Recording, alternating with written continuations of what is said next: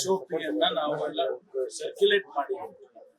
ಇದೇನು ಹೊಸದಾಗಿ ಮಾಡಿರ್ತಕ್ಕಂಥದ್ದೆಲ್ಲ. ಅವರು ಅದರ ಪ್ರಕಾರ ಕ್ರಮ ಮಾಡಬೇಕು. ಯಾರು ಆ ವ್ಯಕ್ತಿ ನಡೆಸ್ತಕ್ಕಂಥವ್ರು, ಹೋಮ್ ಸ್ಟೇ ನಡೆಸೋರು ಮತ್ತು ಅವರಿಗೆ ಲೈಸೆನ್ಸ್ ಇದೆಯಾ, ಅವರು ಏನೇನು ಕ್ರಮ ತಗೊಳ್ಬೇಕು ಒಂದು ಹೋಮ್ ಸ್ಟೇ ಮಾಡ್ಬೇಕಾದ್ರೆ ಅನ್ನೋದೆಲ್ಲ ನಾವು SOP ಕೊಟ್ಟಿದ್ದೀವಿ. ಅದನ್ನು ಮೀರಿ ಘಟನೆಗಳಾದಾಗ ಕಾನೂನು ಪ್ರಕಾರ ಕ್ರಮ ತಗೊಳ್ಳೇಬೇಕಾಗ್ತದೆ.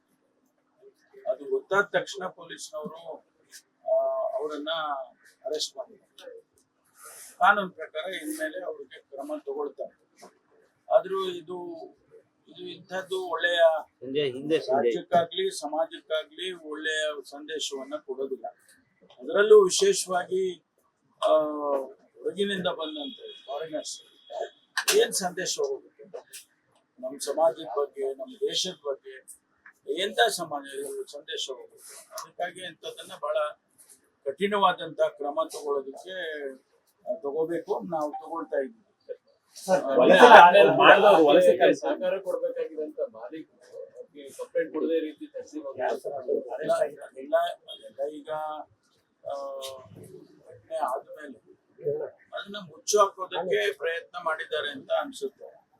ಆದ್ರೆ ಪೊಲೀಸಿಗೆ ಗೊತ್ತಾದ ತಕ್ಷಣ ಅವ್ರನ್ನ ಈಗ ಸೆಕ್ಯೂರ್ ಮಾಡಿ